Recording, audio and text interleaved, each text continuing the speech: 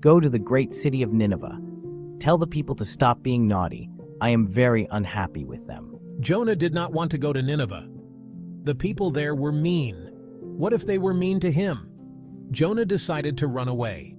He hurried down to the seashore and hopped onto a big ship.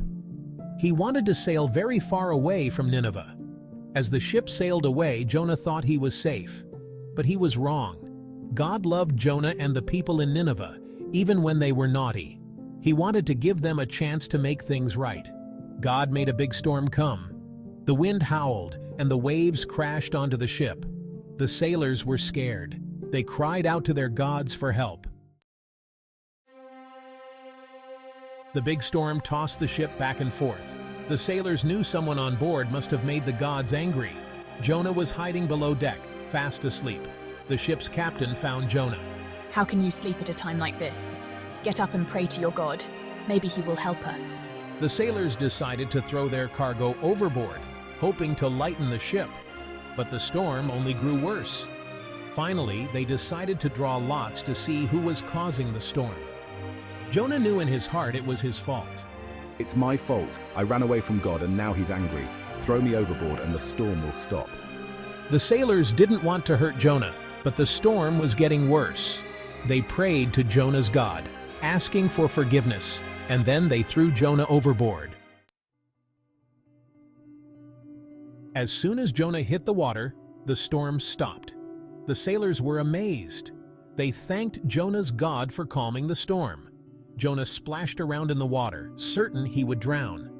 Suddenly, a giant fish opened its mouth wide and swallowed Jonah whole. Jonah landed with a bump in the fish's belly. It was dark, smelly, and slimy. Jonah was very scared. He cried out to God for help. He knew he had been wrong to disobey. "I'm sorry, God. Please help me." For 3 days and 3 nights, Jonah stayed inside the big fish. He felt sorry for running away from God. He promised God that he would obey from now on. God heard Jonah's prayer. He whispered to the big fish, and it swam towards the shore and spat Jonah out onto the sand. Jonah sat on the beach, free at last. The warm sun dried him off. God as S3. "Will you go to Nineveh now?" This time Jonah obeyed right away. He knew he couldn't run away from God. Jonah as S1. "I will go, God. I will go to Nineveh." Jonah walked for many days until he reached the great city of Nineveh. He walked through the bustling streets, calling out to the people. Jonah as S1. "Stop being naughty. God is unhappy with you. You have 40 days to change your ways." The people of Nineveh listened to Jonah. They had never seen anyone so determined to warn them. Even the king listened. Ninevite king as S2. "Let's stop doing bad things. Let's be kind to each other. Maybe God will forgive us." He ordered everyone to wear sackcloth and pray to God. The king and the people of Nineveh knelt down in prayer, wearing sackcloth. God saw that the people were truly sorry for their bad behavior. He forgave them and decided not to punish them. Jonah was angry. He had wanted God to punish them. He sat outside the city, sulking under a withered plant. God as S3.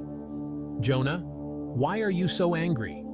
Shouldn't you be happy that I am merciful? I love the people of Nineveh just like I love you."